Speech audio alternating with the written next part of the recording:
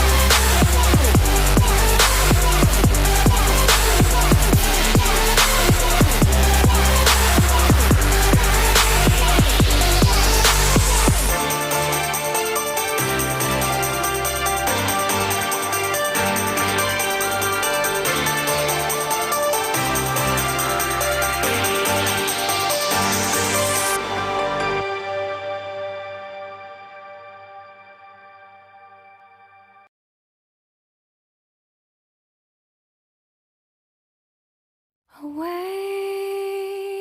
to my voice and hear the call within. Embrace the fear inside. Surrender your mind tonight again. Close your eyes, have faith in me, and leave the light behind. You're never alone.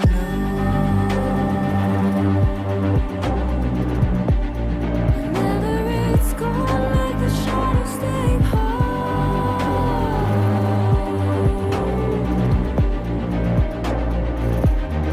You're never alone. Let the poison in. Feel the warmth arise. Close your eyes, have faith in me, and leave the light behind. You're never alone.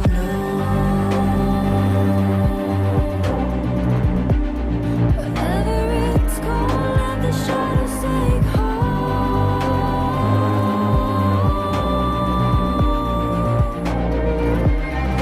You're never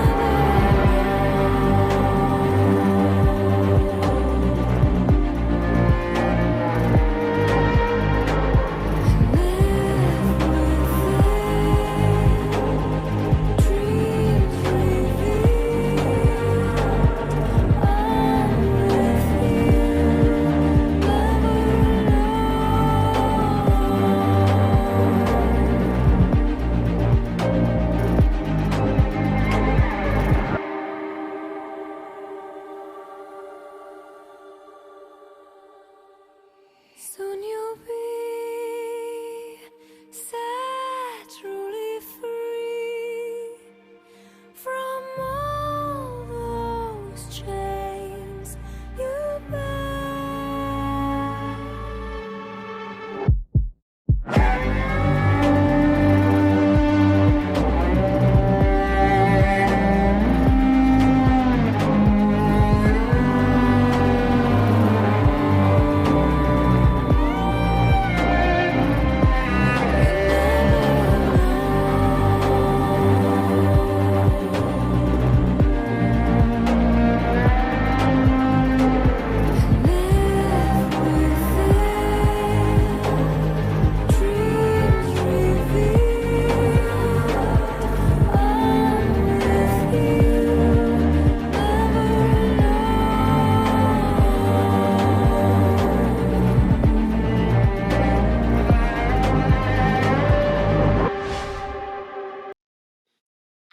Welcome, ladies and gentlemen, to week 3 of the Minnesota Varsity League. I am your caster, Skeptor, and joining me, as always, for our League of Legends productions off. How are you doing tonight? I'm doing good. I'm excited for this game. I mean, these teams look fairly even, which makes it really competitive. Tonight we'll be seeing Hopkins versus Rogers in a 5v5 League of Legends. Yeah, man. I mean, both these teams, we talk about it at the beginning here, very similar rank wise, right? Nothing, nobody too drastically higher than the rest of the players, roughly around the same caliber of play. I did notice one of the players on the side of Rogers, that being I'm Obsolete, is a Platinum 80 carry main. So definitely going to have to be one of the players to highlight and look out for. Tons of Twitch games on that guy, tons of Vayne games, and Samira. I mean, we saw Samira last week here at Mnvl, and I mean that champion can take over a game off. Yeah, I mean those champions at during the late game, they absolutely can wipe. If they're unchecked, they just keep autoing, and just tear the whole team down. It's insane. For sure, man. Like, so, and we've seen a lot of bot lane and priority focused on that area of the map specifically. I mean, dragons being so volatile in the meta nowadays, most teams playing through the bottom lane, playing for that dragon soul, and trying to really boost up their 80 carries, right? I mean, it was the bot lane that we saw last week absolutely tearing up the server from Apple Valley, man. They were on a mad one, and I mean, really showing through, right? Just exceptional gameplay shown through the bot lane. We saw the aggression from the Nautilus pick and the Taric pick. I mean, I frankly am a lover of those engage heavy support style champions like the Nautilus, like the Blitzcrank. So, I mean, I'm hoping for some more of that kind of action in the bot lane. But as far as mid lane goes, we saw a lot of control mage, typical picks, Zoe, Victor, some Cassiopeia. I mean, so a bit of an interesting scaling mage on that front. I agree. I mean, we've seen a lot of control mages here. Some a member from Hopkins' team. I haven't seen a mage play in their games once so far, which is going to be very interesting in the mid lane. I'm not sure what they have up on the sleeve for this, but I hope maybe we'll see like a cool bruiser in the mid lane against a mage. Yeah, you never know, right? I mean, off meta picks can come frequently here at Mnvl. It is such a common league for your, comfort picks to really shine through, right? Playing something that you have more time spent and more practice on can be considerably better than picking something just because the pros are playing it. And here, folks, the draft was commenced and began really and took place. You can see both rosters on the tops of your screens here, and we can kind of digest these drafts from start to finish here. The Kennen, Diana, Annie, Karma, Vayne composition to me screams way too much magic damage. I mean, 4 out of your 5 champions are AP based, so I think it's going to be a ton of magic resistance coming in the likes of this Cho'Gath and Braum, man. I don't know. What are your thoughts here, Off?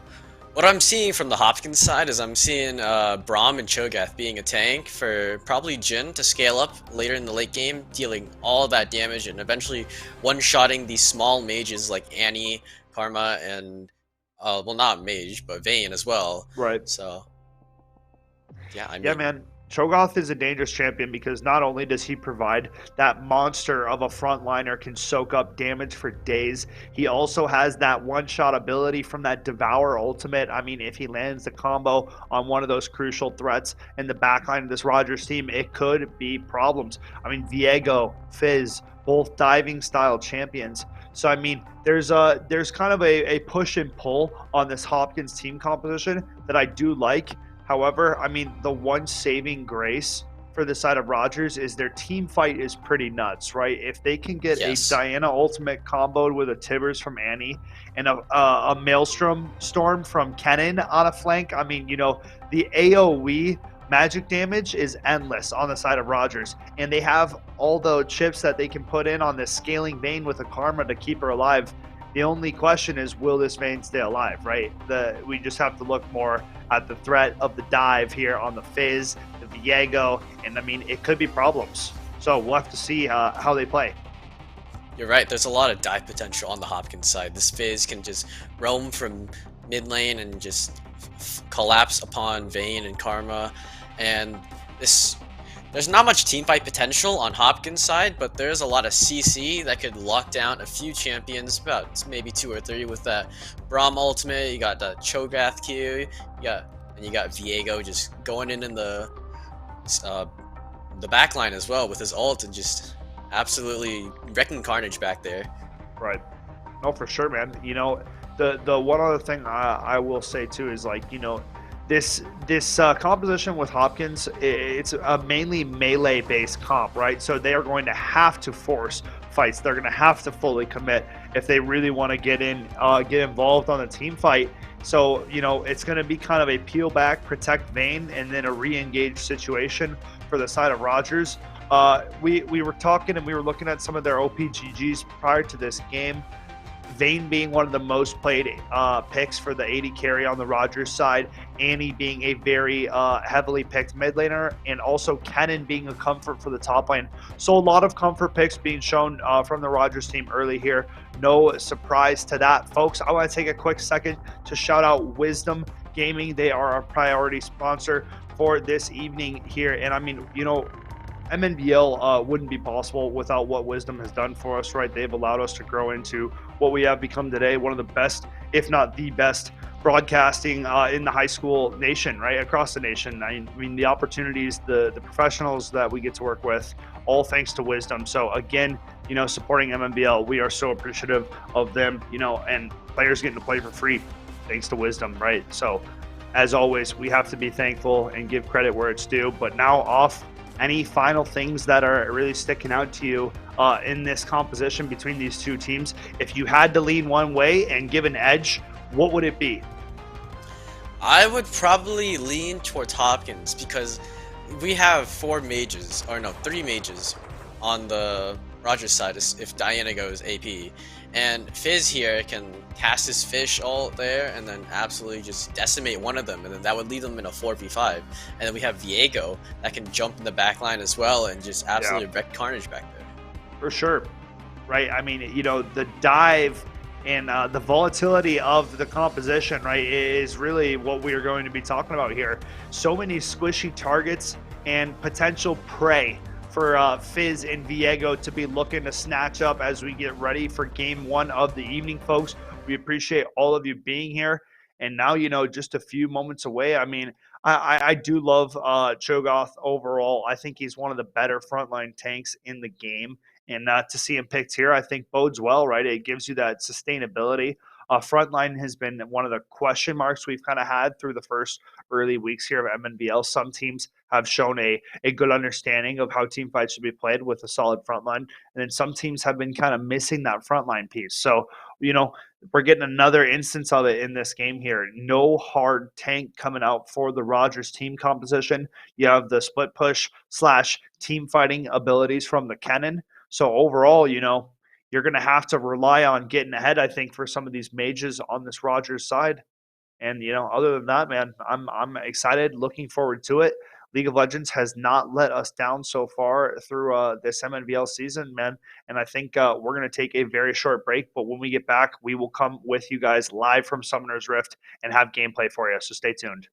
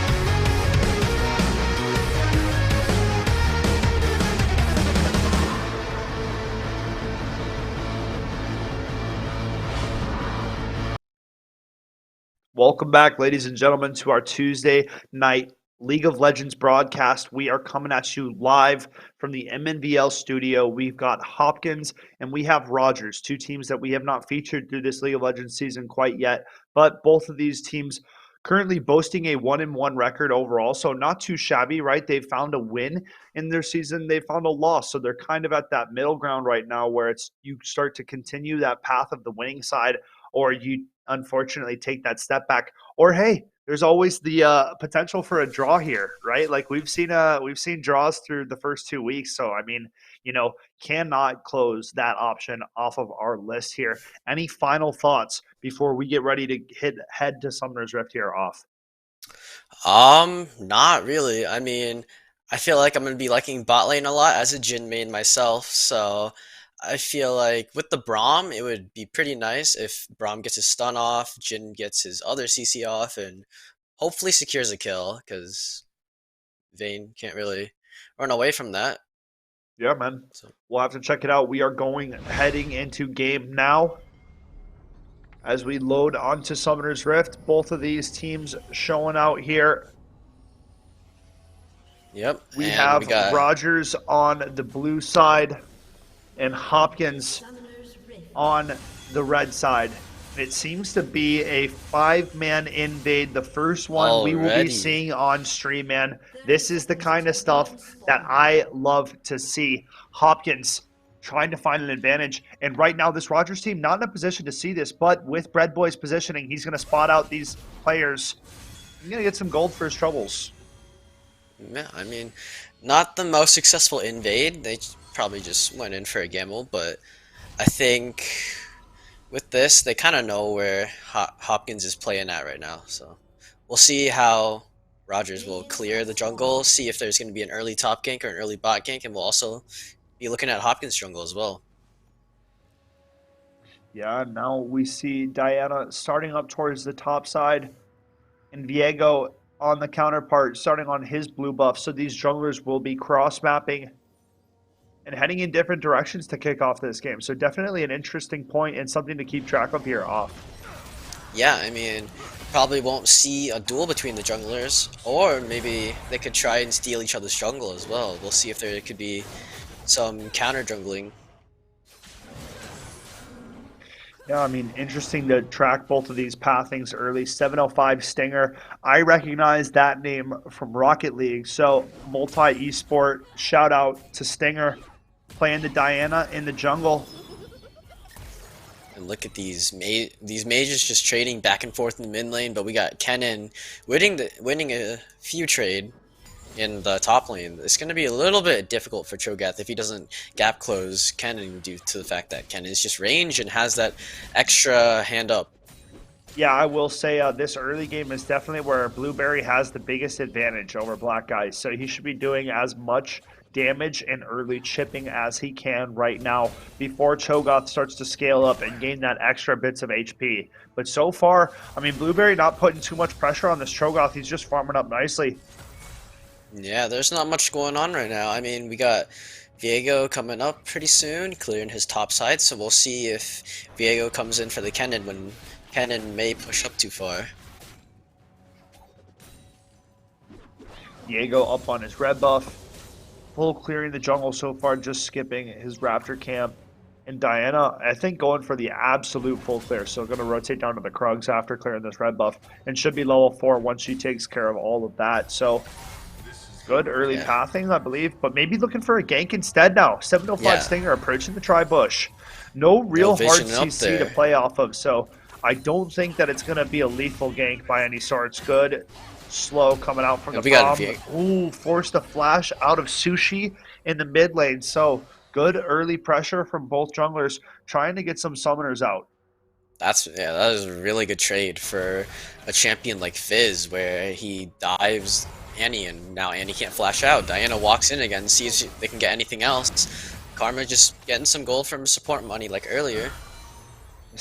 Stinger should just be gone though. I mean, no hard CC, right? It's so hard to gank this lane at this state, right? They're right next to their tower, so not really in a threatening position. And Annie in very much trouble here. The flash in from Viego and burst blood going the way of this Hopkins Royals squad, man. That's perfect jungling right there, man. You hit the lane, you get the flash, and then you immediately come for a return gank the second that Annie overextends. So props to Margulon and Prometheus finding first blood for this Hopkins squad.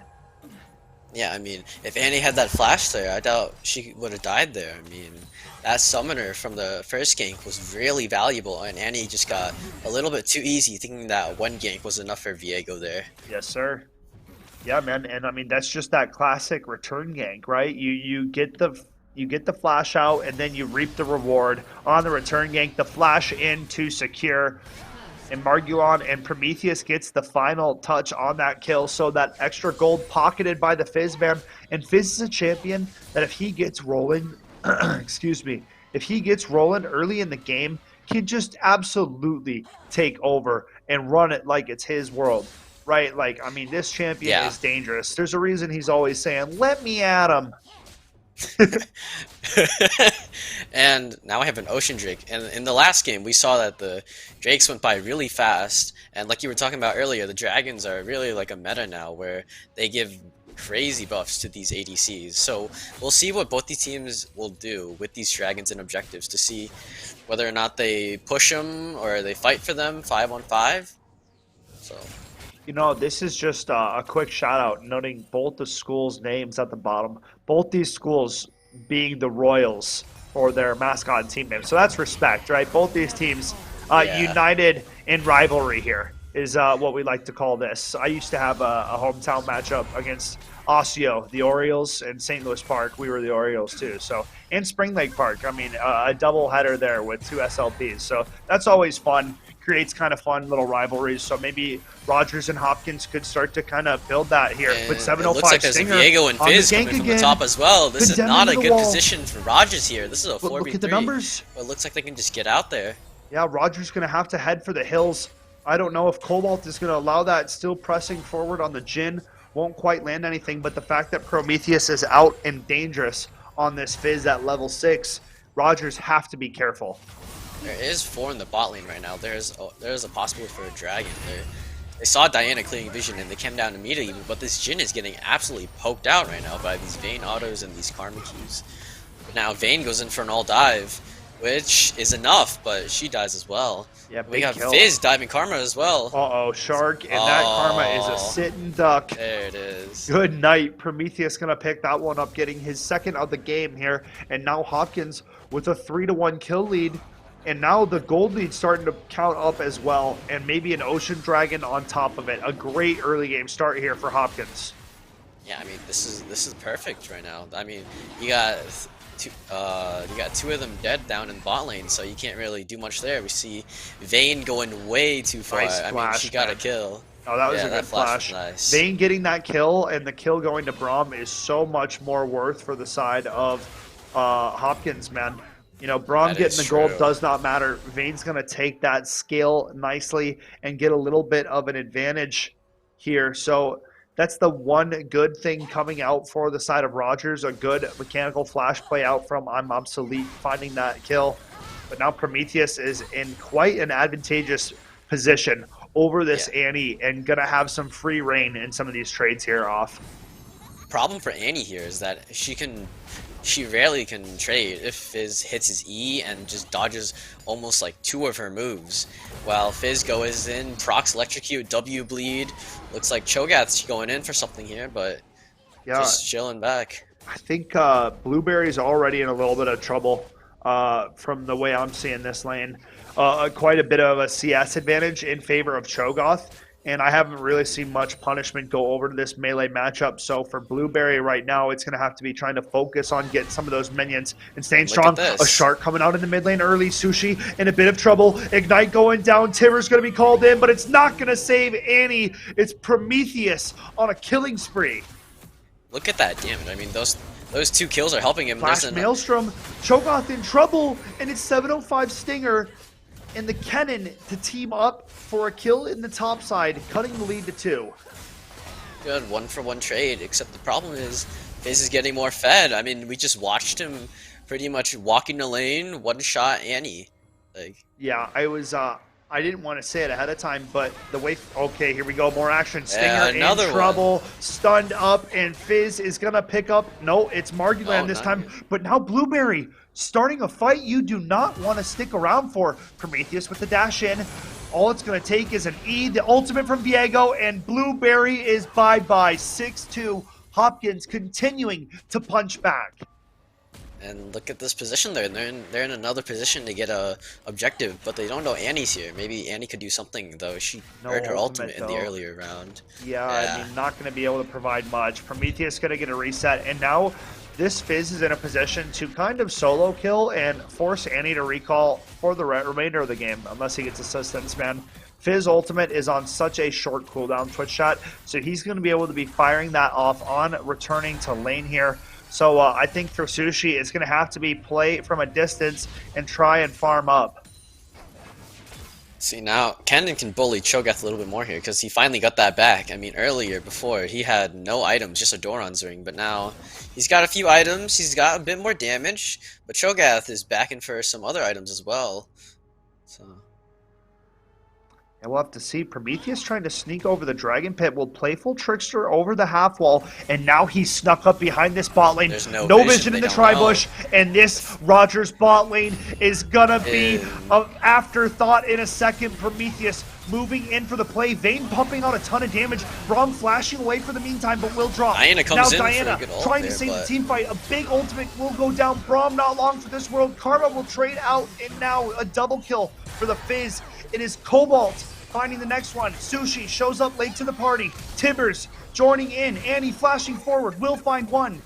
Prometheus will dodge out on the stun and flashes away. The mechanics on this Fizz, and he'll take care of the Annie, dominating on Summoner's Rift. That was an incredible play by Fizz there. I mean, that dodge was so huge. The flash was very nice as well, flashing that wave of damage and stun that probably could have gotten him killed there. Dude, he dodged 2 stuns there off. He Playful Trickstered, right? Used the E to dodge the first Q. Annie resets her stun, tries to use the W, and he flashes it. Man, he plays it like a mastermind, and it is Hopkins still well in command of this early game. That was such beautiful plays by Fizz there. I mean, how can he get any better? Dodge 3 moves, maybe. Yeah, man, that was a sweaty Fizz gameplay at its finest. Now 7:05 Stinger. Another gank coming in. The action at a high pace. Cho'Gath tries to land the rupture. It will not land. Not a lot of HP, and he's gonna drop off. No problems there. Rogers cutting the lead to a half marker, 5-10 right now on the kill count. There's so much action going on throughout the Rift right now. There's so many ganks coming in. We got a Rift Herald coming mid just to let that Fizz get even more gold. Yeah, Shelly coming on in now, so more plating gold going the way of Fizz, and now thinking about a dive. Not gonna happen for now. Gold lead extends to about 4K. Get another plating. Almost. Yes, there we go. That extra gold. Prometheus in Looks like trouble. he's looking for a dive, but now he's caught Will somewhere he dash doesn't out. really want to be. Big damage, man. That electrocute is hitting hard. All that damage just from escaping, man. Insane. But now Viego's here just trying to take some jungle now that he knows Diana's walking down in the bot lane as well. Here we have it. Prometheus playing aggressively forward in this mid lane. Diana still hovering around now, positioned towards the bottom half of the river. Margulon still close as well on this Viego, just toying with this Annie. Sushi knowing that Viego's close now, though. Yeah. There's not much she can do right now. I mean, if she has a stun, that's pretty much it, but Fizz can dodge that. Viego can probably tank most of her kit right now, but looks like Dragon Bean started. 7:05 Stinger pathing the bottom, but he doesn't know that there are 2 reds behind him. A big Braum ultimate to slow this play down, and Rogers are in a world of hurt. The curtain is called, and Jin is popping off the shots, and now the Rogers Royals are dropping. I mean, Diana had a good gank angle there. Yeah, it wasn't too horrible, but the problem was that there was 2 up there that she had no vision of. Yeah, man, right, the gank is a good idea, But with mid not being on map, there is always that unknown, and you just can't quite risk going for that play, not knowing where that mid jungle duo are, especially when the mid laner is a fed Fizz. Man, this guy is everywhere. Prometheus, Diana goes in, flashes aggressively. They entirely commit. This Braum ulti stops them dead in their tracks, leaving a rotation and a curtain call of perfection. Obsolete on the run immediately, but it does not matter. Viego ultimate to finish, and there it is. Hopkins making it look easy right now. Out of that, you get what, 3 kills, a dragon? What more do you want? I mean, that was absolutely money for Hopkins there. They got pretty good with that positioning. Looks like Diana's coming back in the top lane, but Cho'Gath is definitely done with her ganks. I mean, Cho'Gath is so beefy now, kind of a bit tankier. I'd be expecting some Mercury treads to be coming in here shortly.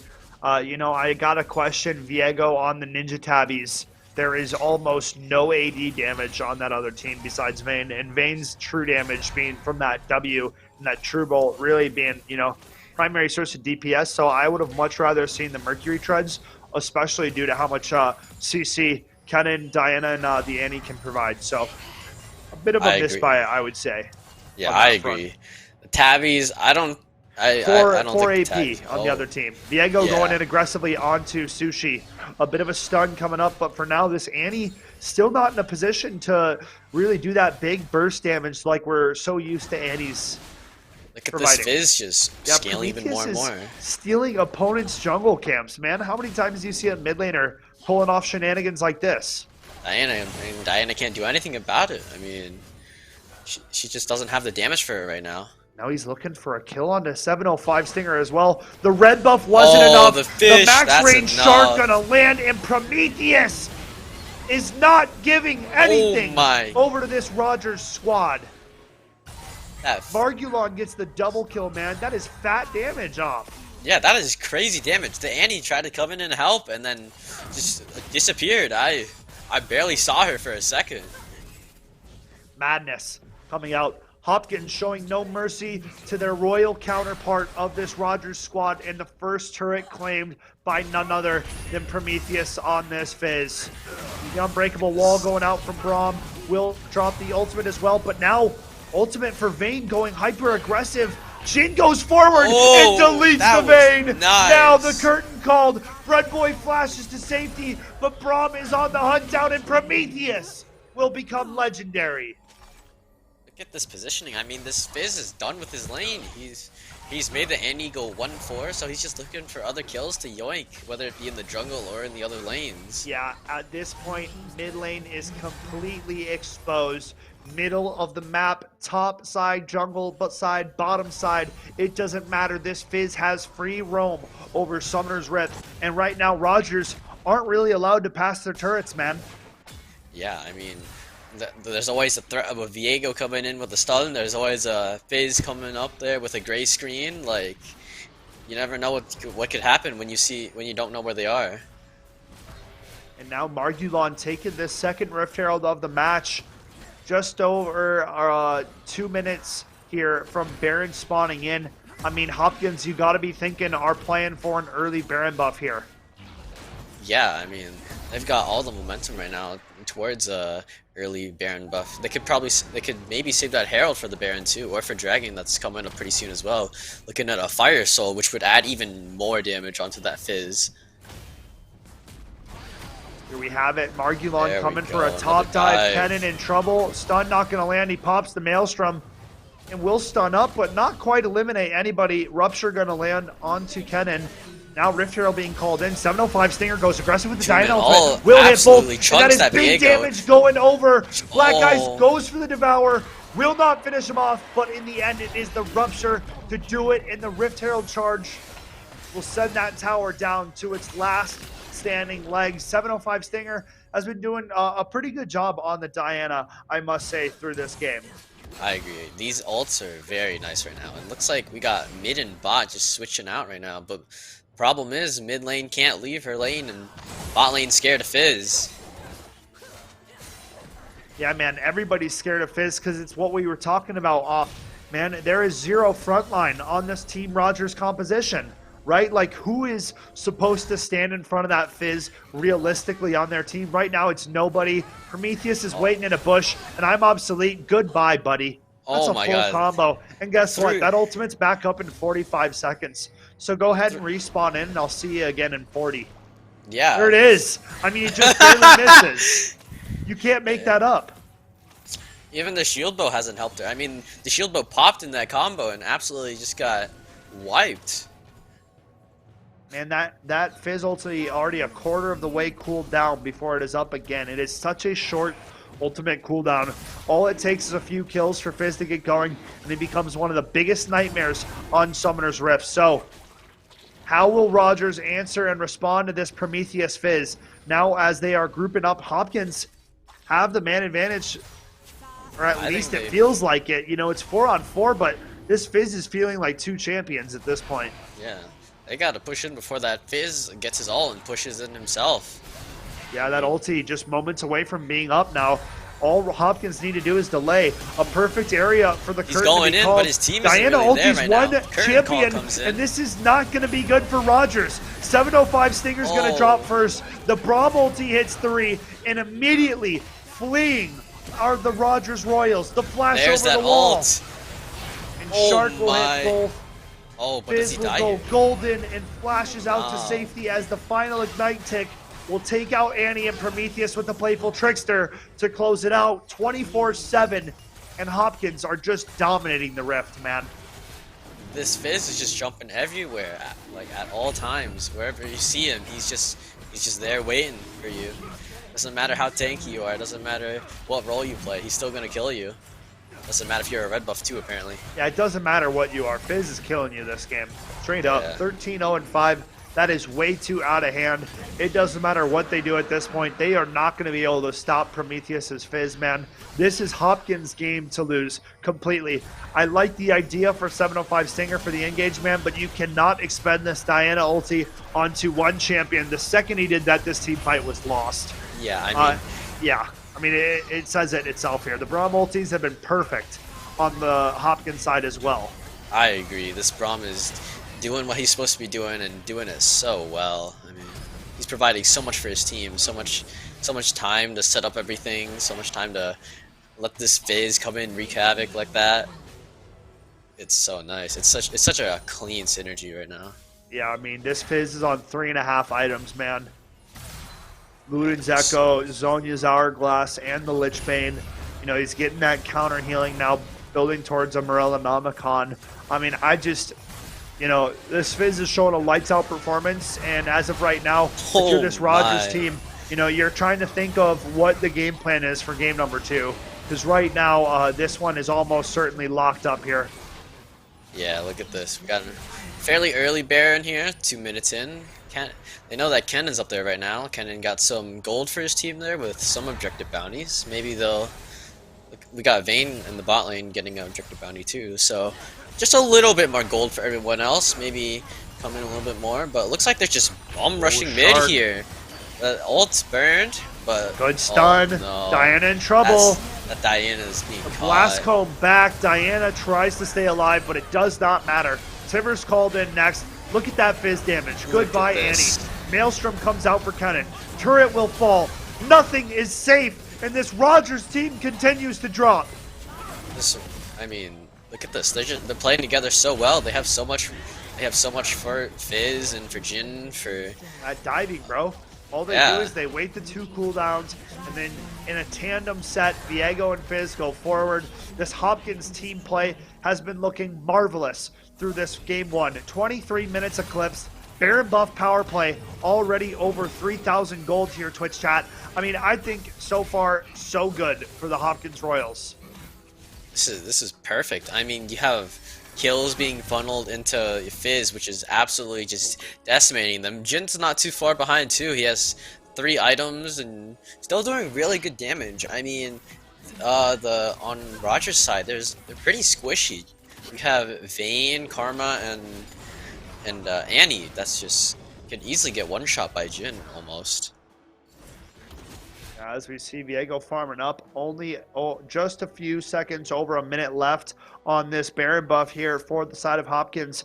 But a 12,000 gold lead now sitting heavy. And if that fish connects, oh, wow, Blueberry wiping some sweat off of that brow.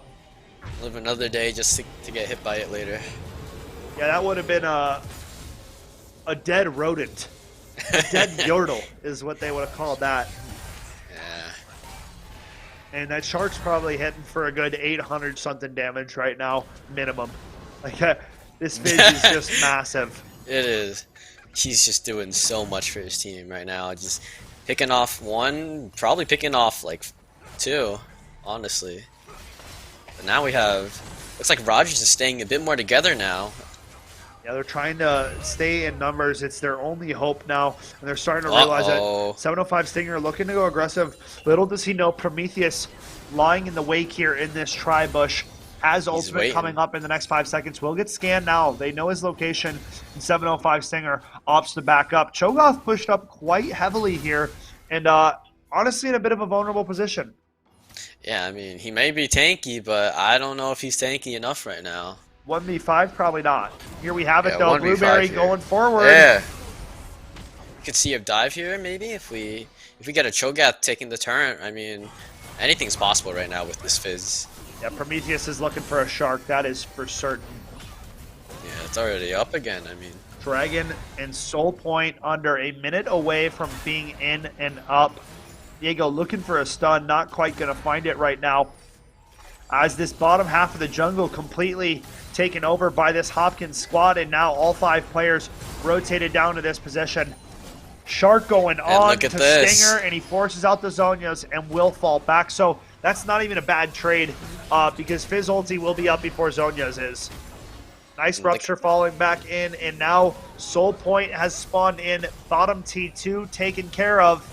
And now this Hopkins squad continuing to apply this pressure, almost certainly going to fall back for this Soul Point now. yeah, they get so much off of this. I mean, they get a turn, but they also get the pressure and the... What is it? I'm looking for a word. I'm not going to be able to find it, but all they're the looking bottom for jungle, man. All the knowledge, right? They get bottom jungle control. They get everything warded up.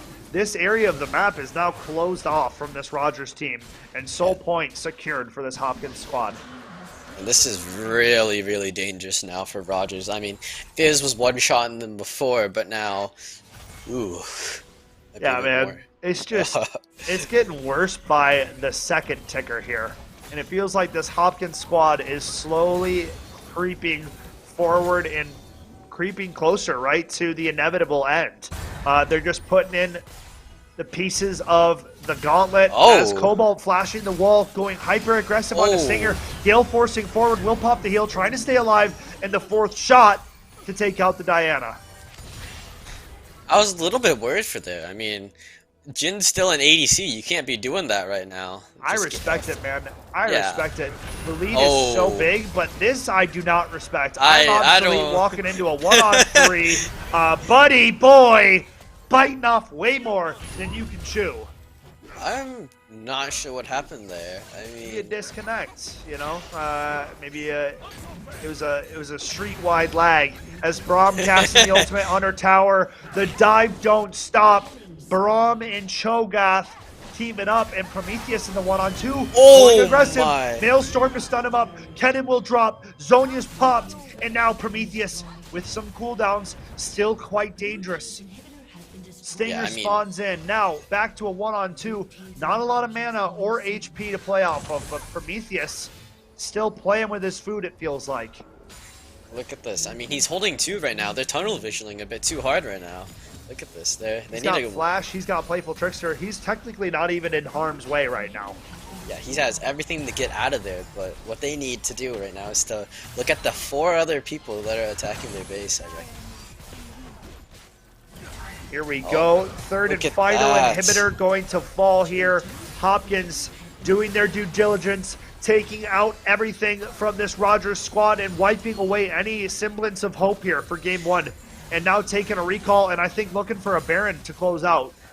Yeah, I mean, I feel like Baron would just be end game here. I don't really see anything else he could do. I mean, Yeah, I what mean, else in would? this distance, yeah, it's got to be, fall back, take the Baron. There is zero vision besides these two wards on the map for this Rogers squad. Maybe Kennen could TP in if they choose to contest, but right now, Super Minions are pushing their base, and Baron is already halfway gone, and not long for this Rift. Yep, that Baron is absolutely getting burned right now, and Fizz has a possibility to get full build at around 30 minutes right now, unless you already hit it. And now, here we have it. Cobalt being fearless on this aggression, have the Baron buff. They have double super minions in every lane. And I mean, yeah, the inevitable, like we said, it's time to close this one out. About to eclipse the 30-minute mark in Prometheus, going aggressive on Vayne, who's alone, and Oh, insta one-shots her, man. Doesn't oh even need to my. pop the ultimate. That's Nah. Oh, absurd. there it is. And Now we here see it the comes. ultimate damage. Goodbye.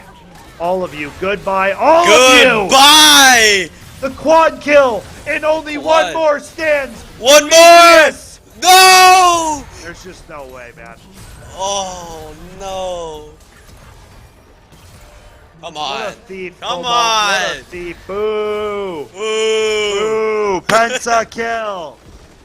And he deserved it. That would have been the 20 bomb. Yeah, that would have been beautiful. I mean, that would have been a great clip to end off. But Dude, that shark was literally the best one of the entire game to close it out on, man. It hit 3 members, and it did over 75% of the HP bars of all 3 players, right? Like, I mean, you just saw it, Twitch chat, how stupid the amount of damage that Fizz was doing. And that's something we talked about. The dive ability, right? The no frontline from Rogers. You're just not going to get away with that, right? If an assassin gets going, anybody is going to take care of it like that. What did you like from game 1 off? I mean, I like the Fizz. It was pretty good. We saw that in the draft. I believe it was last pick. So I'm assuming that they counterpicked pretty much their entire team by picking that Fizz and just absolutely destroying the Annie in the early game, and then just started roaming. For real, man.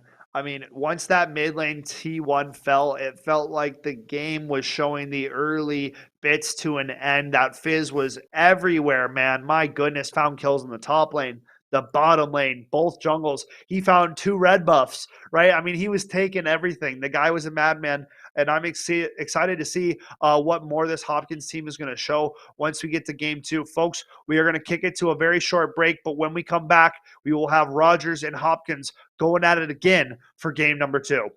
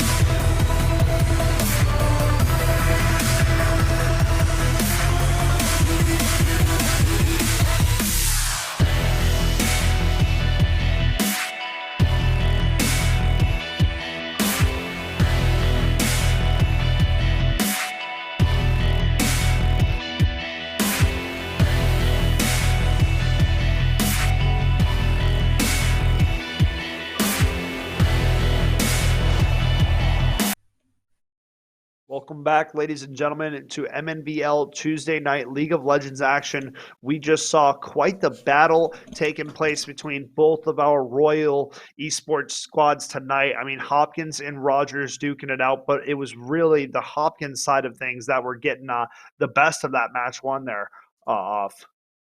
Yeah, that Fizz absolutely just got more fed throughout the game, and eventually just pretty much shut down their entire team. It Yeah, was man. crazy. Yeah, dude, for real. I mean, shutdown's the perfect word, right? Like we saw all game long, wherever Fizz was going and making plays. Rogers didn't feel like had the opportunity to respond, is really what I was getting. So, we're going to have to see how the pick ban adaptions take place and what they decide to do about Prometheus in the mid lane. But so far, a menacing mid laner that has risen up, I guess, in our League of Legends scene, right? This is our first season of having League of Legends. So, really starting to try to build up and find out who some of our, kind of prominent figures are per lane. Prometheus one to look at right now in terms of a mid laner. I mean, a 19-0 stat line on that Fizz is quite disgusting, I must say myself. I agree, and his match history doesn't show a lot of Fizz too. I mean, well, for the most part, he's been playing champions in the top lane like Gangplank. So it was very surprising to see how well he played. Yeah, man. I mean, that shows that flexibility and that just kind of raw talent that Prometheus probably has for the game, right? We saw that mechanical play on the Annie when he dodged that stun twice. I mean, yeah, it's not the hardest thing to do in the world, pressing the Fizz E, but the flashing out on the second time to still avoid the CC, that was pretty slick, right? So you got to give credit where it's due.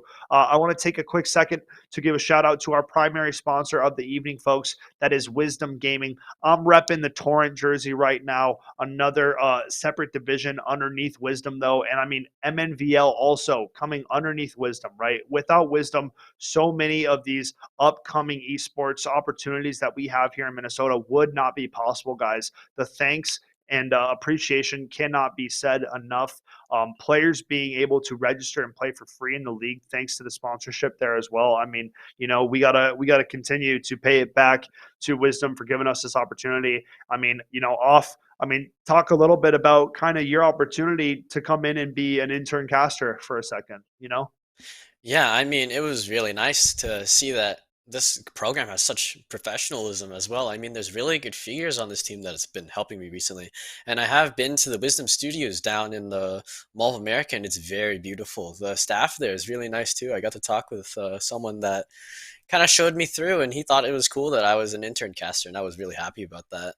Yeah, dude, that's awesome. And I mean, that's really what it feels like, right? It feels like a big family kind of thing going on. So it's like, that's the goal, and that's kind of what we're doing here. I know that's like the goal at Wisdom. That's the goal here at MNVL, and trying to build this community. So we appreciate everybody coming out and supporting us on these broadcasts. I mean, that was fun gameplay too, right? You can come here for the gameplay. I mean, that's part of the shtick here, guys. I mean, big game one found for Hopkins, but now it is the Rogers squad looking for a bounce back.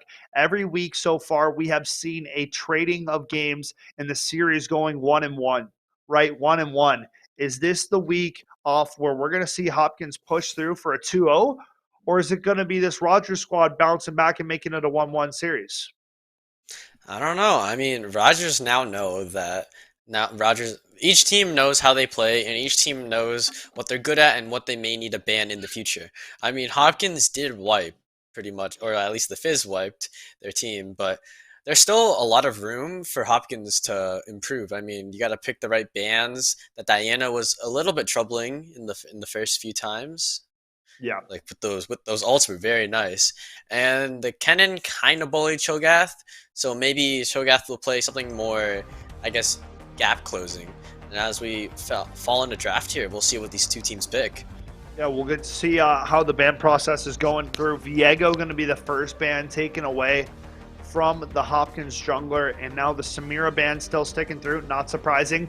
Fizz getting taken away. I mean, the respect ban, it has to happen. Right, it has to happen. Not surprising for us to see that one. Twitch being taken away. So the #1 comfort 80 carry for the Rogers side now gone, right? We talked about Twitch. He Yes. has over 100-something games played on that Twitch, so it makes sense taking it out, right? You want to eliminate some of that comfort. So we might see I'm obsolete sticking to that vein, right? I mean, the Samira and the Twitch gone, so that's really his biggest and last option, unless Hopkins decide to take it out right now. They go for Victor No. instead. Yeah, I mean, his vein is pretty good. I like the way he played a lot. I mean, he was pretty aggressive. He went in with his team a lot. He kind of sat in the back as much as he could, but with that tumble, whenever he could take the chance to get a kill, he took it. And something to note, the losing team gets to pick which side they start on. Rogers electing to stay on this blue side. So Prometheus essentially is still going to have that mid lane counter pick if he chooses it. And now it is I'm obsolete opting for that Kaisa in the bot lane.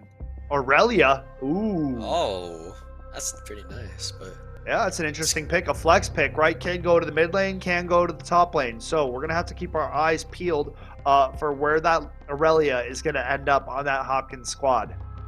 this Kaisa can become really strong as well. I mean, right now, I'm pretty sure Braum. Kaisa is one of the most powerful ADCs right now. We got another Braum pick coming in from Hopkins, just extra comfort, but we'll see if Rogers can flex their composition and maybe play towards a more balanced comp.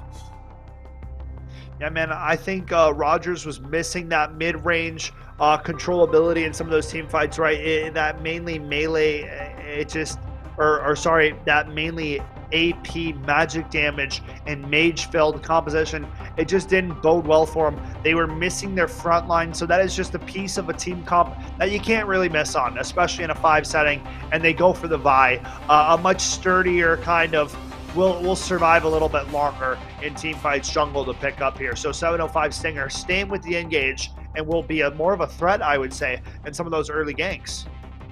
Yeah, I mean, we saw him hit these pretty nice airborne, so now Vi has a more dive-heavy moveset.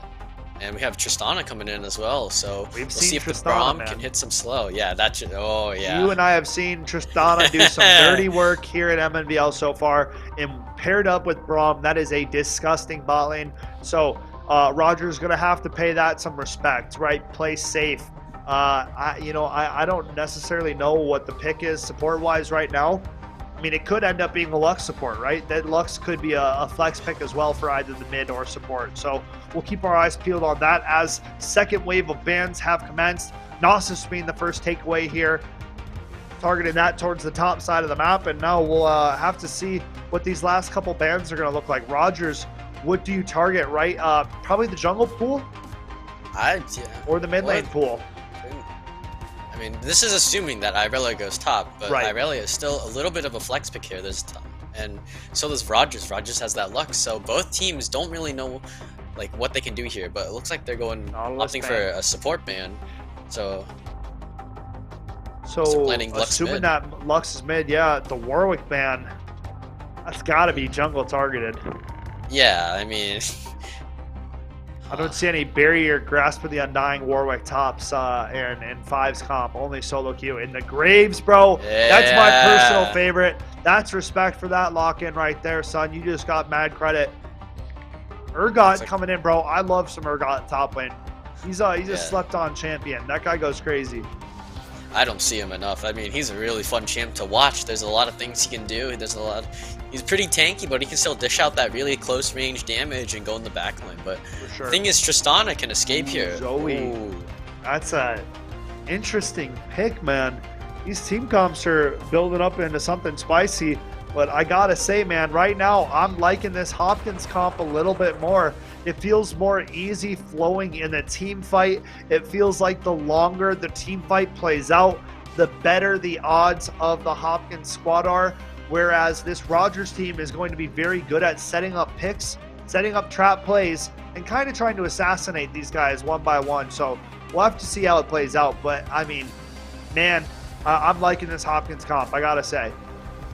Yeah, I like it too. There's the same thing that we're seeing, and there's fairly balanced damage spread around. You got Tristana AD, Irelia AD, Echo, AP, Braum, kinda AP I guess, and Graves AD. But one other thing that they have is front line. They have Irelia charging in the front line. We got Braum protecting whoever needs to be protected. Echo can dive their back line again. Yep. So, Echo's that pseudo kind of hybrid where he like can buy time. It's like artificial tankiness with that shield and the crowd control effects his W brings, plus that ultimate, right? Being able to restore almost his entire HP bar, man. He is a menace of a champion to deal with, especially on a player like Prometheus, dude. We saw him on the Fizz. I just already know exactly what is about to be coming out on this Echo because he's a very similar playstyle to the Fizz. yeah, you got the E dive in, you got everything else. You can stack that electrocute with his Echo passive as well, and he can just get out for free with trades once he hits level 6. Passive too, bro. I mean, once you proc the 3, whatever the overdrive or 3-hit combo it's called, you get that move speed that is just, it's like you popped Ghost almost, right? I mean, he really gets moving. So we'll have to keep a close eye on that matchup. Hopefully, for the Rogers mid laner's sake, Sushi, gets off to a better early laning phase because, once Fizz found that first blood and got going early, right, all it took was finding that flash early on. So maybe looking to play a little bit safer in the mid lane, I would say, for the side of Rogers. But folks, you saw the draft. You saw the way game number 1 went. We got to take a very short break as we allow these teams to load in and the delay to set. But when we come back, we will have game 2 action coming at you guys live. So stay tuned.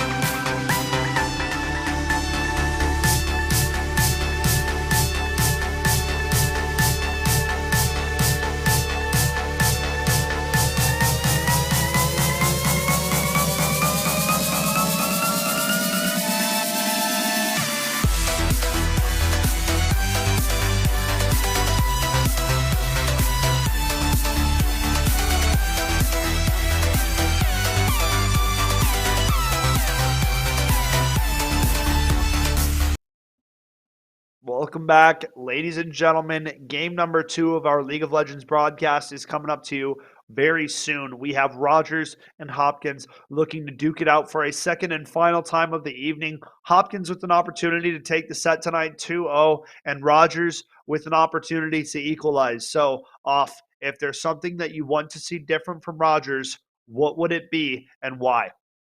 I think what I wanted to see different was that draft, and look what they did. And they're a lot more flexible now. I mean, they changed a lot. Hopefully, their gameplay changes a lot. Hopefully, they play a little bit more safer now that they learned about the jungler's kind of ganking patterns and how he can always go in for a second gank. Now we're hopping on the Rift here. Rogers, as we said before, sticking on the blue side. So we'll see if they can, if we'll see if Hopkins go for another 5-man gank in here. I'd have to say that this Rogers squad should expect that early game aggression that was shown in map number 1. That Lux heading to bot lane, playing that support position. Zoe in the mid lane. You know, there is a little bit more of a tanky and frontline dynamic building on this Rogers squad with the Urgot and the Vi. However, I still think that the longevity and the fights that last a little bit longer will favor the Hopkins team composition. So we'll have to see how Rogers play this early game, and we'll have to see if they can create any kind of early advantages for themselves. Yeah, the thing is, Braum is naturally tanky, and Irelia, if Rogers doesn't build Grievous Rune, she might just heal up like half her HP off of 6 minions and then tank the rest of the time.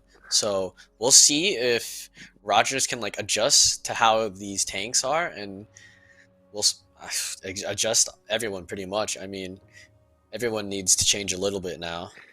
I'm honestly going to put a magnifying glass over Black Ice's Aurelia just for a second because, you know, I wasn't frankly too impressed. Never mind. He did great on the Cho'Gath. I'm thinking of it backwards. Blueberry was the question mark, but I like the Urgot pick. It's similar to the Cannon. It provides that range. The main thing I want to see for Blueberry is just trying to utilize that range a little bit more. Try to be more of a bully in that early laning phase and take advantage of the range via melee matchup.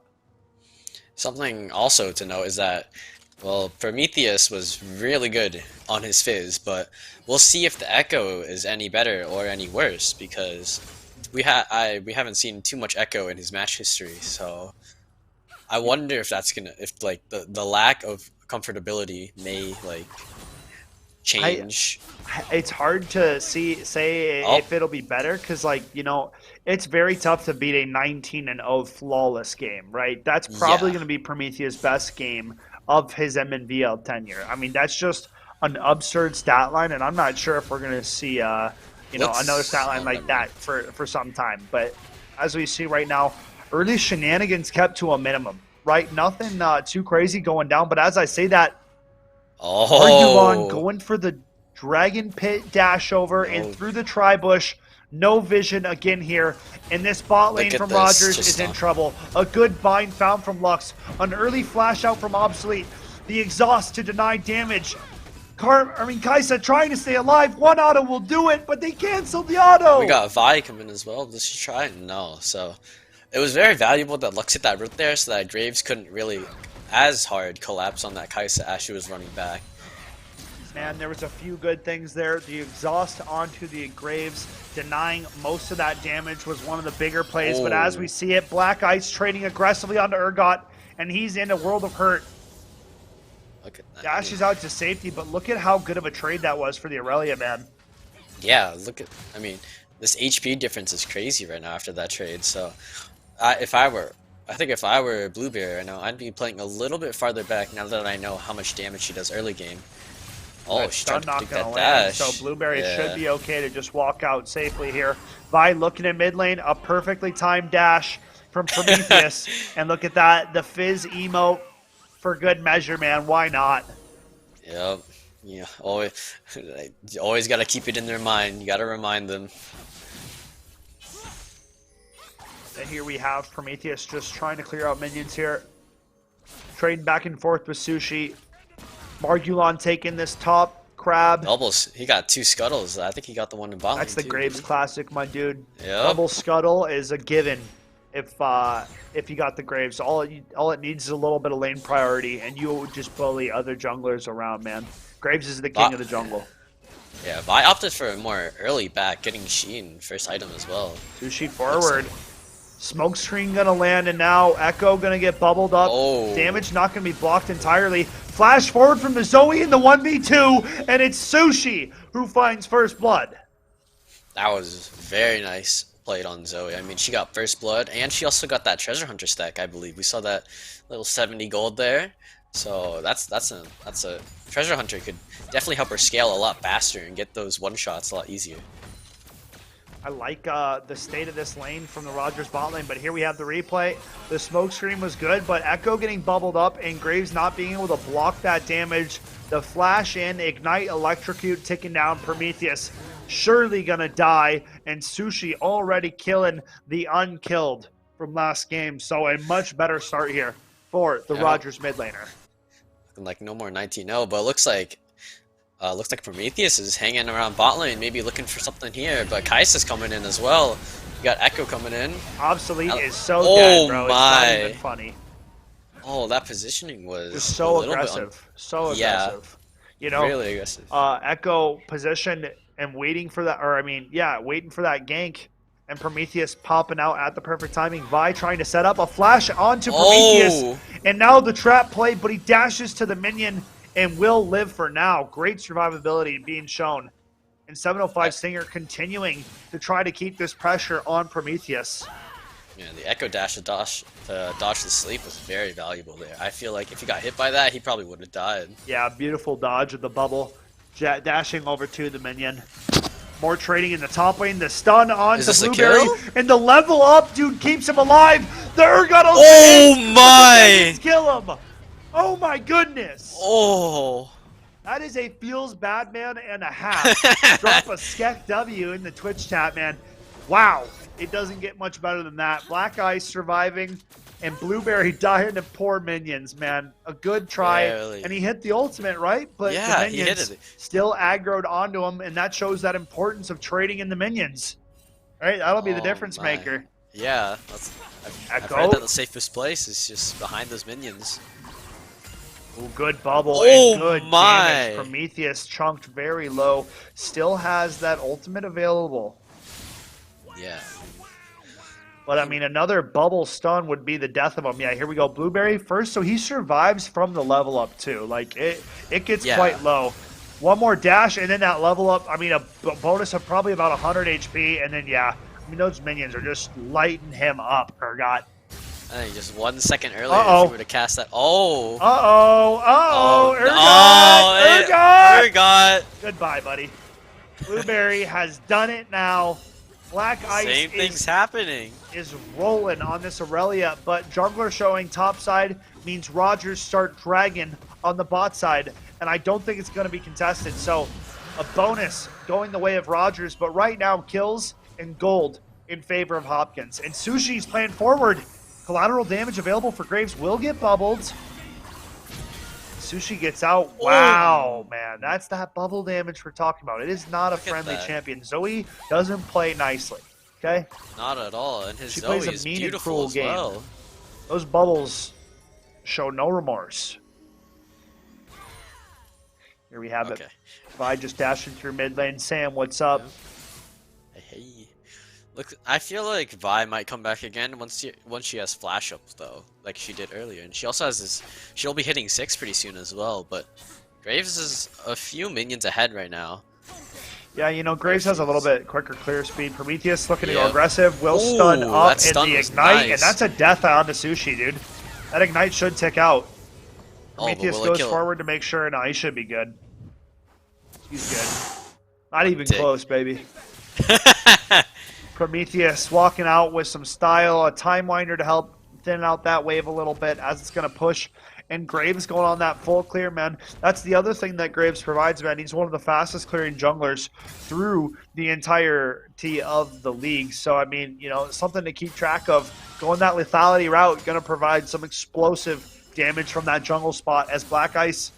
My apologies for saying he wasn't going to do good on that Aurelia. I did not mean that. He's showing up right now, and he's looking pretty dangerous. It was only a mistake, man. Yep. Mistake of champions there. Yeah. But looking great, man. I mean, earlier he was playing a tank, but he's playing a more image-based tank like Aurelia with these bruiser, really man. nice autos. Yeah, that and hybrid. it looks like she's opting in for a Bork here, which would be pretty good against a champion like Urgot right now. For sure. Black Ice thinning out the wave. Aggressive dash forward from Blueberry now. Chipping Might be Black a little Ice bit low. risky, though. Black Ice might be in trouble. Stun going back the way over. Urgot ultimate gonna Oh! land, but the healing is too much. And that is an 0-3 scoreline for Blueberry. Still just not able to take these kind of fights that he's looking for. And there's that healing we were talking about. We got the dash healing there. We had the lifesteal coming from the Vampiric Scepter. Conquer was procced there as well. And maybe, who knows, maybe Irelia opted in for 705 Bloodline. Stinger. Oh, Trying to looking like change a the fate of this really game. good positioning Cobalt here is for so Vi. dead. Dash Oh. on from the Vi, and now the follow-up from I'm Obsolete. Braum going down as well. It's just a matter of He who's going to get the knows. kill, and it's Obsolete picking up another one in the bot lane. So, still some signs of life here for Rogers contesting back and making plays towards the bottom half of the map. Sick dodge of the bubble. Zoe trying to get out. Sushi fleeing for the tower. Goes forward a little bit. Echo still in a position to punish, but not going for anything crazy quite yet. Sushi playing forward though, man. Wants to smoke right now. Yeah, he hasn't backed out of that Fizz playstyle yet. He's still running really strong. Prometheus just chilling out right now, keeping this minion wave where it's at. He likes the positioning. Zoe has to play a little bit more forward, trying to channel a recall now and get on back to base. Looks like Vi's just casually just jungling, but like you said, Graves is still just power farming and getting ahead, and ever so slightly opening that CS gap, and maybe we'll be getting a bit ahead. Oh, looks like The grab from the no Urgot, stun, big though. trade, but Aurelia wins these, man. A 2-level lead Yeah. and an instant flash out from the Urgot. that Aurelia Bork's showing doing that so much domination. damage. Yeah, man. Absolutely insane right now. So Aurelia looks will like get Irelia favored. is just pretty much dominating the top lane, I guess. But you never know. Urgot can always come back. Just play a little bit slower, keep farming up, get some items. Yeah, he's got to look to try to put this Aurelia under the tower. You know, utilize that E when she's up close, trying to clear minions under the tower. Maybe Tiamat aggroes you, or no, rather, I mean, maybe she aggroes you. You know, draws that turret. You can use something like that to play off of. But now Graves and Prometheus Oh, pulling up to the boy. bot lane, and it's Obsolete and Bread Boy, unknowing of the two lurking reds in this tri-bush. Yeah, there's no vision there. I mean, you can ping the Whoa. mid's missing, but you can never know. Margulon walks out at a strange time, showing Obsolete that they're here, and now Rift Herald called in. Prometheus positioned to take him out. Bread Boy gonna get away for now, and I this don't think tower there's anything gonna they drop. can do here, yeah. Oh, Oh, Blueberry's dead, yup. just gone, man. Just yup. You just can't even be out away from his tower right now. Aurelia has 3 levels on him. You know, like it's Yeah. this one's getting out of hand right now. I'm Obsolete is kind of the only threat right now. Yeah, the Zoe bubbles will have an impact, and Stinger's a little bit behind this Graves. And it seems Great like thing. Hopkins are finding what they need to find here through the mid game. And the great thing about getting that bottom tower is all of this new dragon pressure just opened up. I mean, we saw last game that Hopkins got soul point relatively early. So they might try for that again, and they have a lot of pressure going on right now. I mean, that extra bot turret coming down. They've showed off that they are willing to 4-man an entire lane too. Yeah, Hopkins have shown good macro signs here, evening up the Dragon score, rotating across the map, using that Rift Herald to take out bottom T1, and now an opportunity for this bot lane to get activated, right? This is something that Tristana is very good at, sieging turrets, getting them done early. We'll have to see what is up next to come here for this Hopkins squad. Oh, he doesn't know Vi's here. This could be a little bit troubling for him. Dash is gone. Stinger dashes forward, still though. dodges. This is now bad for the Vi. Slowed up for a Yeah, second, going for the stun. Bubble not gonna land. Graves goes forward. Turned into a 3v2 though now. We got that Big vibe. Lux lineup, not gonna quite land the damage. Oh, all that avoided HP from the coming Echo back. ultimate. Stinger dashes forward. Aurelia shows up late to the party. Oh, Ultimate onto no. 2. Now Red Boy dropping low, flashes away, but it won't make him survive. Big Urgot ultimate onto Mergulon, Oh. and he gets pulled into the meat grinder. We'll see if the Irelia can bring it back though. Does she bring it back enough? Whoa. She gets one though. Last She gets one. one. Shut down Oh. to Zoe, and Rogers fighting back. Oh but my T2 God. has What fallen the- in the bot lane. Oh. Absurd. They just want more and more of this dragon pressure. I mean, Every looking at time, an it seems Ocean as though Drinks. every time something good is happening for this Rogers team, this Hopkins team is taking something else back, right? So it's just, I'm curious to see when Rogers are going to look to be the team opening up these plays instead of being the responders. I agree. I mean, the last match we saw that Rogers kind of just sat there and waited for them to engage, and then when they engaged, they couldn't handle it. I mean, now they have the tools to properly engage themselves. We have Viol, we got Urgot E, Zoe can set up an early kill maybe. Lux can hit a root. Like there's a lot of potential here this time. Oh, But onto Urgot, already half HP and lowering by the second. Aurelia does so much damage. yeah. Yeah, as much as you hit her, she still heals so much. It looks like there's a bit of a skirmish in the mid lane right now. Good bind, landing onto 1. It's like Kaisa's just roaming without her support right now. She's got a lot more leeway now that her waves pushed up a little bit more. But now Graves is jumping on her. I see on the mini map. Kaisa needs help. Graves drops the smoke screen. Oh, Biting does off she? more than he can chew. Oh! Mergulon will Oh, flash out, yeah, and now that's- Tristana going to pick that one up. Cobalt, no problem cleaning up there. Yeah, it's very dangerous right now to roam with no ADC, especially with an Echo that could be there, a Graves that came over the wall, just like we saw, and an Irelia that is currently dishing out so much incredible damage. Yeah, I think Obsolete is getting caught out, isolated quite too often here. You know, going to have to start playing a little bit closer to teammates if they want to salvage, you know, this makings of the mid game here. You know, Kaisa has most of the gold along with the Zoe, so going to really be the player that needs to play a little bit smarter than the. Oh, Whoa, Cobalt! Oh! Think about the passing, Tristana. Oh man. Oh man. That's some crazy damage, and it's only getting worse. She may only have 2 kills, but one of them was a 750 gold shutdown. Like, Yeah, man, that is stupid damage. But that's Zoe.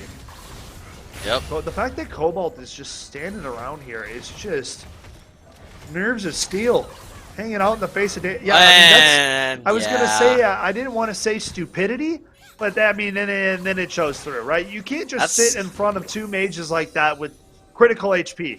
You can't. Yeah, I mean, You can't. there's a Lux E at risk. I mean, Zoe can just bubble in, or I mean, portal in and then bubble you.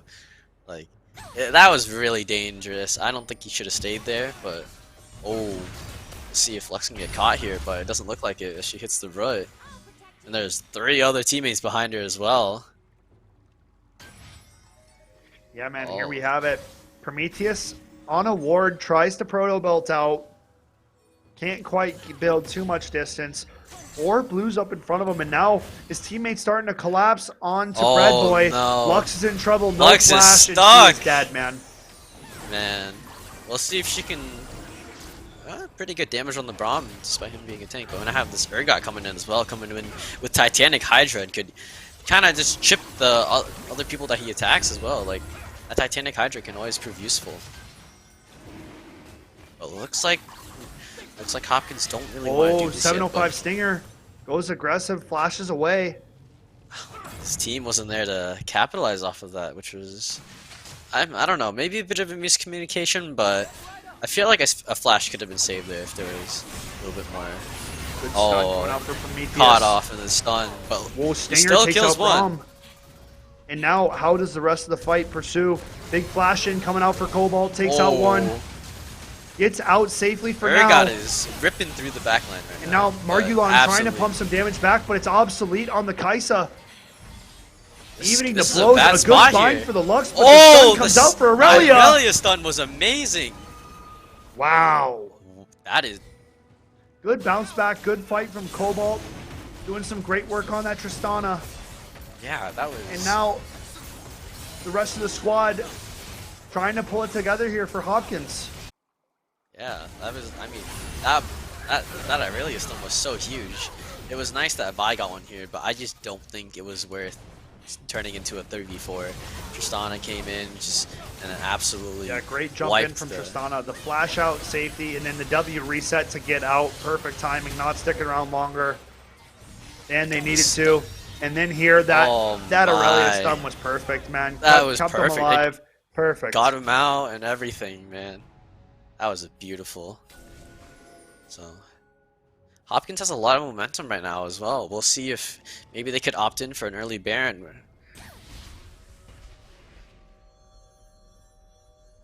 Just And now, you know, the macro's in a bit of a tricky situation here. Tristana solo pushing the bot lane. And now, I mean, a bit of a 1-3-1, so I don't really have any problems with it, you know? yeah, I mean, just chill right now. The only thing being, you know, the AD carry being the one in the bot lane, not so traditional. Graves getting chunked out below half HP, There so it is. gonna have to Yep. play a little bit safer on that note.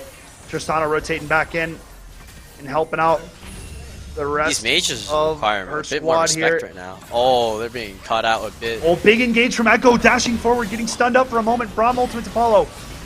The Vi ultimate will stun up, but Stinger is first to drop, and now the rest of this Hopkins squad are hunting down Bread Boy. It is Margulon to take him out with the collateral damage. Bubble lands onto Graves. Sushi goes forward Oh and takes him out. my! Gonzo, Absolutely just Cobalt wipes up him. close, going for damage. Jumps Another- onto Kaisa. Will drop, Oh. and now this is trouble for Hopkins. Another bubble lands. Urgot will find Prometheus, and Rogers are finding the fights. Wow, that was a very good jump back for Rogers. I mean, at first it looked like they were getting picked off one by one, and then Zoe came in and picked them off one by one in an entire like 4-man group. Wow, man, what a bounce back fight for the Rogers squad. Sushi really showing out here, landing some of these bubbles on the Zoe and showing some life. Blueberry finding a good kill onto Prometheus. So now Hopkins going to be in a bit of a position where, you know, do they decide to try and group up and force a Baron while they still have this gold lead? Or are they going to try to keep playing this skirmishy style of play? Yeah, I mean, if they don't capitalize on this gold lead soon, I feel like it could easily get taken away. Look at this Aurelia. Really alone. This is not a good play. This is not a good fight at all for her. I mean, that's like yeah. int level. That's a Almost. shutdown given over for free. And Yeah. that's Hopkins starting to fall apart a little bit, you know?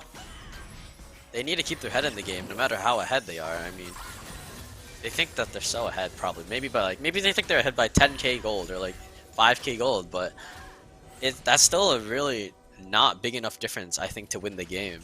We've seen bigger comebacks on the Twitch stream, and there might be another comeback here. Yeah, getting a little bit squirrely and fighting a little bit too much now on this Hopkins side. You're not as strong as you were a few minutes ago. I mean, so much shutdown gold has been given back over to this Rogers team.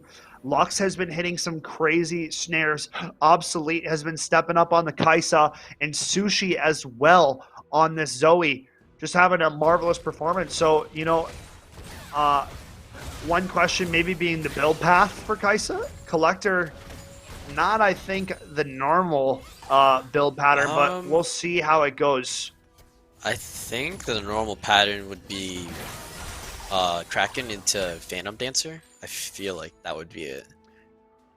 Yeah, I think it's a little bit interesting, but that's you know, one of the things about League that makes it an interesting game. Players have an option and a decision every single game what they're going to build, and that will directly affect how the game is going to go. Braum wandering by himself, forced to burn a flash in the topside river, and now Hopkins getting a little bit kind of out macroed, man. They're not so grouped up together like they were, and they're starting to show that they're in trouble a little bit. Yeah, I mean, here's the difference that I'm seeing right now between these teams. You have Rogers here that is staying in four-man groups, five-man groups, but we have Hopkins here that are kind of roaming on their own, and like we saw Braum burn a flash there, which is pretty valuable. But I mean, he was just there alone, wandering. I think they need to stick together a lot more. Here we have it. Dragon spawning in the third of game number 2, folks. And heavy implications on the line here. Baron is in. The winners of this Dragon fight very much so could continue on and claim a Baron buff if they wipe out enough of the opposition. Now Dragon dropping below half HP. 705 Stinger looking to engage. A big ultimate will land across 3. And now Hopkins trying to respond. Dragon dropping lower, but Cobalt switching over onto the Urgot. Obsolete will take the first of the fight. Dragon now trading resets. back and forth. HP bars dropping quite low for the Hopkins side. Both teams finding their success, but in the end, it is Rogers finding the better of the fight. Oh! Echo, Prometheus, Oh going my! huge though. Finding 2, HP bars low. Cobalt flashed in, Oh. melee range. Echo comes back Boy's in. Gonna drop. Oh Dude, my goodness! I can't do it anymore. What a fight, back and forth. Both teams showing through. Rogers almost seemingly having it, but then at the brink of the last seconds, Echo doesn't pull the Jensen. He presses the ultimate, and he absolutely pops the Zoe. That ultimate was so nice for that fight. I mean, if Watch Echo the didn't hit, engage. yeah, look at this. Good front to back. Urgot soaking up damage. They trade out. Cobalt playing the fight at a nice positioning right now. Goes forward, W's onto the Kaisa, goes hyper aggressive, gets the reset out. Now Echo in a 2-on-3. The ulti back to take out Kaisa. My bad, not the Zoe, but then the dash in, time winder out. Cobalt shows back up, gets in there melee range. The fearless 80 carry play is what I've loved from Cobalt throughout this set so far. And Hopkins are looking good on that Look team at that fight. team trust. I mean, if you were to queue up with like 5 random people and you gotta say, hey, we gotta go into a pro game, like you would not have that type of trust. I mean, this team is communicating so well right now. You can definitely tell. Like, they may be spread out a little bit more, but they're definitely talking about like, hey, help me out with this. Hey, help me with that. Like, there's a lot of trust.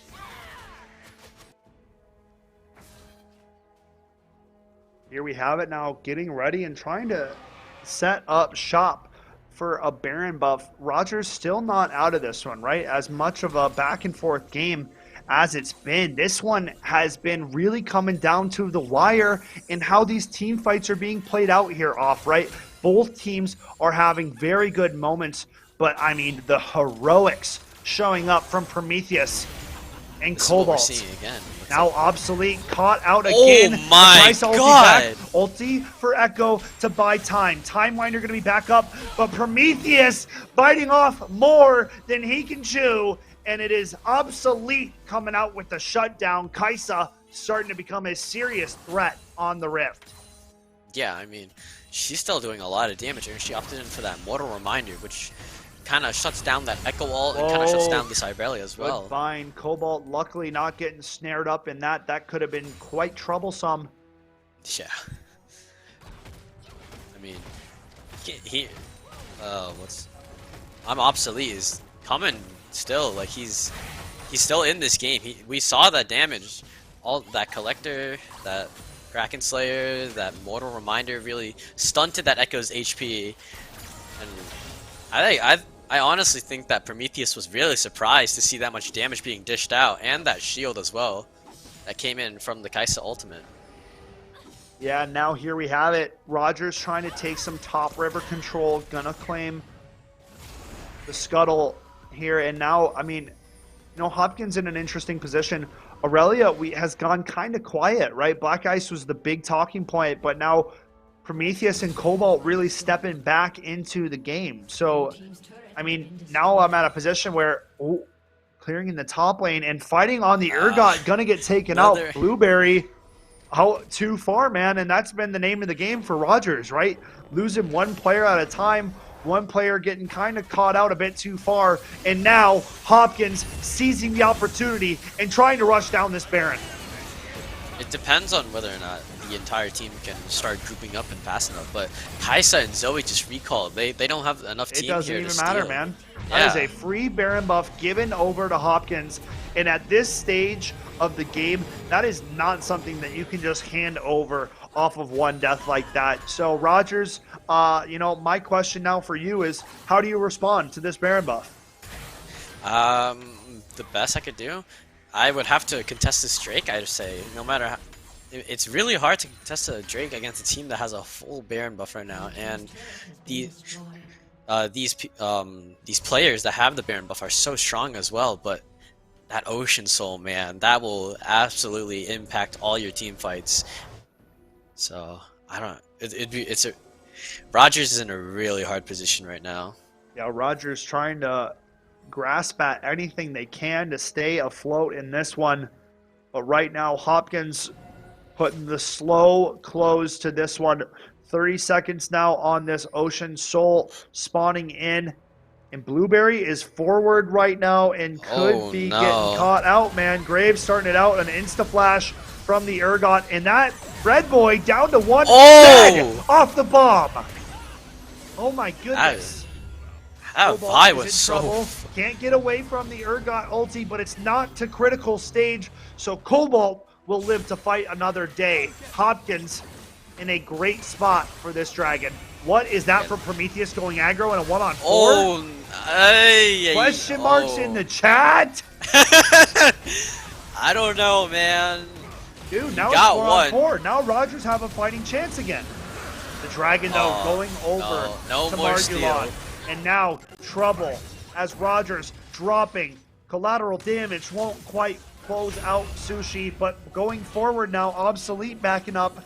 And it is Hopkins continuing to find success, man. I mean, I was a little bit weird on that, on Prometheus kind of going in, but other than that, it was pretty good. They could be looking for an end here right now as well. I mean, they have Baron, they got Ocean Soul, which gives them so much more sustain, or they could just protect this cannon and just let it keep chipping. Yeah, now, I mean, you know, the gold lead back into a skyrocket here. Hopkins well in charge. 5 turrets to 1. Soul achieved. And now just working on taking out these tier 2s and setting up to take out an inhibitor turret, right? Yeah. If I'm Hopkins here, I'm looking to siege a lot more so like while Baron buff is up in 10 seconds. But now this is a 4v2. This is really dangerous right now. Yeah, this is a good fight for Rogers. Yeah. Braum and Aurelia standing a little bit too far forward. Kaisa ulting onto the Braum. He is caught out alone. The unbreakable door will only keep him alive for so long. A timely flash into the Baron pit to survive. Vi dashes directly into the Echo Stun. And now shenanigans break loose. The ultimate from Vi and Hopkins. This is not a fight you want to opt for. No. Look at Tristan in the bot lane. Cobalt on the X-Peke backdoor. All Prometheus has to do is stop backs, and Tristana's got a chance at winning the game. There we go. That's executes the a back stop. Tristana on Graves the first is fighting the other one. Nexus Echo is turrets. just absolutely Gonna get taken out like a hot knife through butter. Putting down the game. Cobalt going for the win right now. Wait a second, tanking the tower. Oh no. What is going on here? I mean, this could. I mean, not horrible. Yeah. You know, just don't take the tower. Don't. They're tank still the fighting tower. up. They're still skirmishing up there too. But Argulon's dead. What? Oh. Drinker? He's gonna live? Oh. Oh! Oh! Oh! He still gets one. The collateral damage on the Bread Boy. Let me teach you a lesson. Oh, and he goes He's back not in. Drinker, No He's gonna fear. make Blueberry look silly. Oh no. Stun won't land, so Blueberry now, what a wild goose chase of a game. This has been back and forth fiesta type shenanigans. I love it. Yeah. And Echo played that so well. I mean, you saw him stopping those bags. Like, they weren't there for like, what, 20 seconds? If Tristana had minions there, I think she would have just ended there. Yeah, man, like, oh, you know, this is just both teams have had so many great plays and also so many mistakes back and forth. But as I say that, Cobalt has to use the Buster shot to get 705 Stinger off of their back. And now repositioning towards this bottom river. getting ready. I mean, Elder Dragon's still over 2.5 minutes away. Yeah, So- another Baron coming up in a minute though as well. Yeah, Hopkins in a position where they're trying to find out what they got to do next to gain that edge again, right? They play so well when they're in a clearly advantageous position, but when it's in a stalemate kind of like this off, it feels like they kind of force unnecessary fights, and they kind of get caught out when they shouldn't be, right? It seems as though they're a little bit lost on the macro side of things. And we're getting later and later into the game where eventually, if you're ahead, it doesn't really matter. I mean, everyone has roughly the same level, everyone has roughly the same amount of items. So, as Hopkins, while I'm ahead, I'd like to try and end as fast as I can. For sure.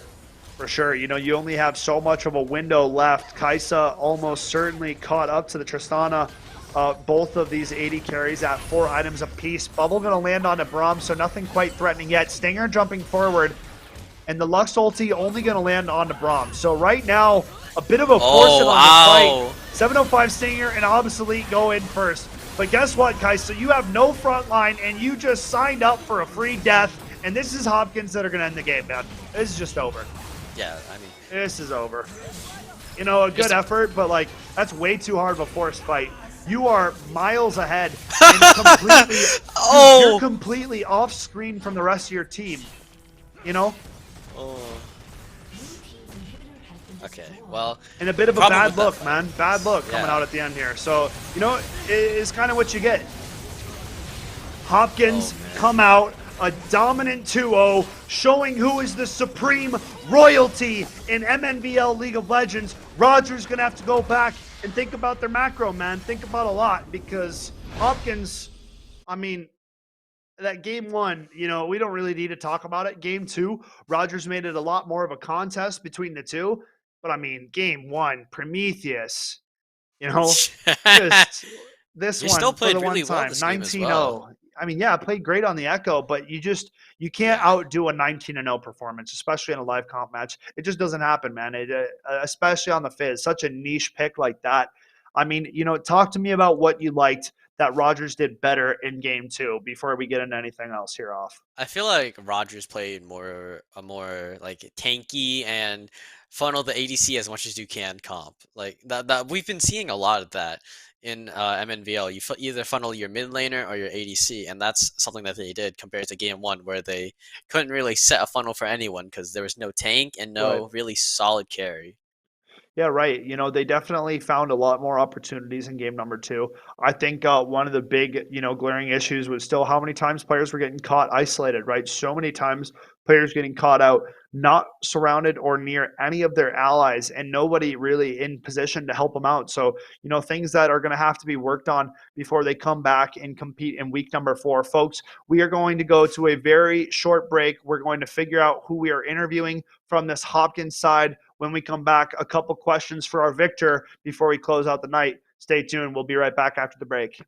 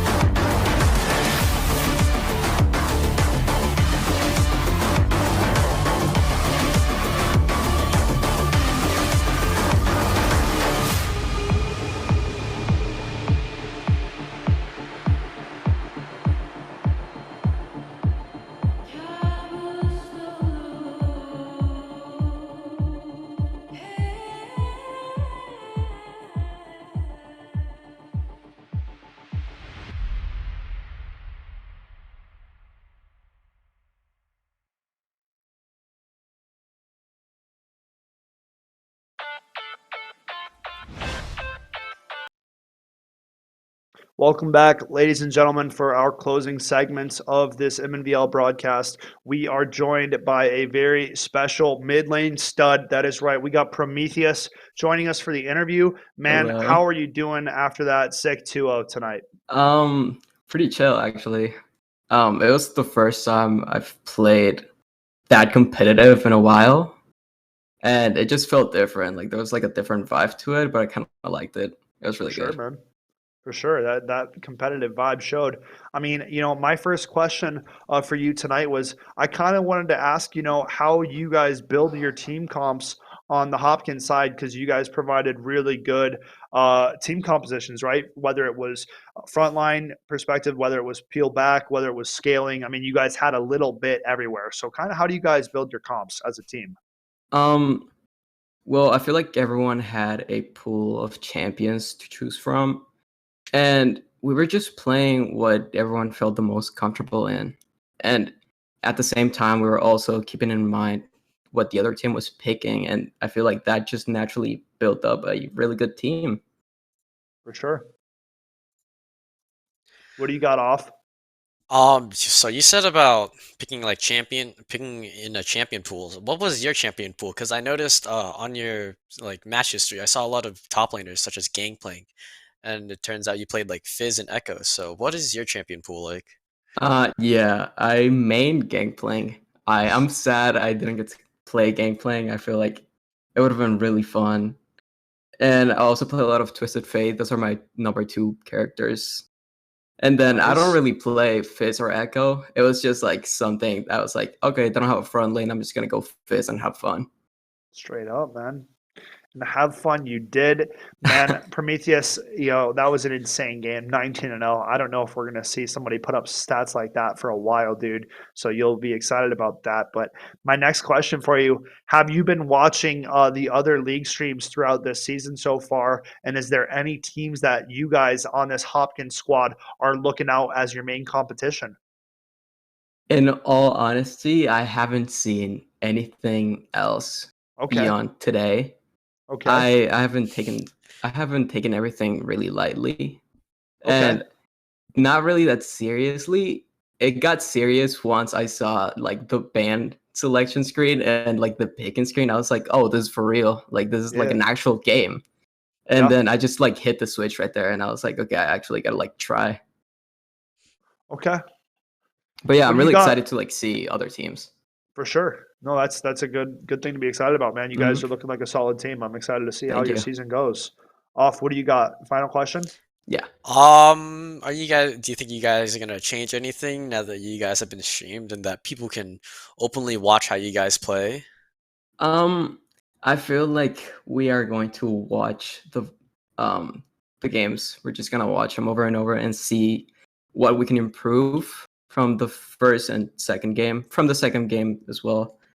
Because like I feel like there was a difference after being on stream and after the second game. There was just like a different vibe in the second game because like the enemy team like knew what everyone was capable of, and I just felt a little bit more targeted on the second game. So it's For like sure. I feel like that might happen in future games as well.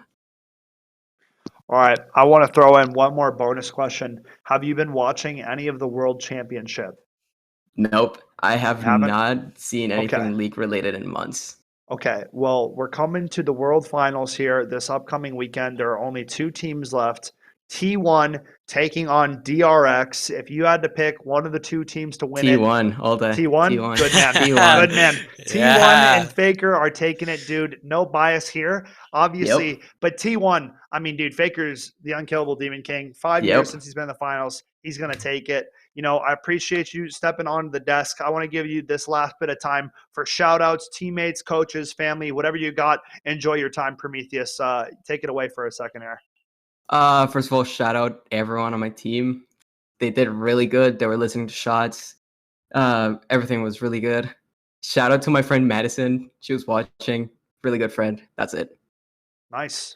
Nice. Well, we appreciate you joining us in the interview booth, Prometheus. We hope you have a great rest of your night and a good rest of your guys' league season, man. You guys killed it tonight. Thank you. Thank you. Congratulations. Thank you. Take care.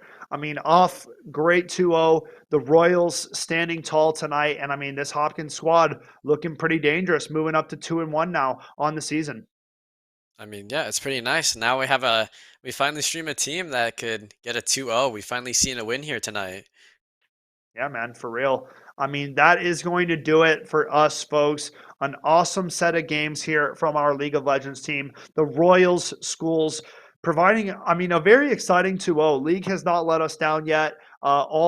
Each week has been action packed, been loads of fun. It's been awesome to cast with you off. We will catch all of you guys back here tomorrow for Wednesday Valorant action. We'll see you tomorrow at 5. Be here or be square. Take it easy, guys, and have a great rest of your night.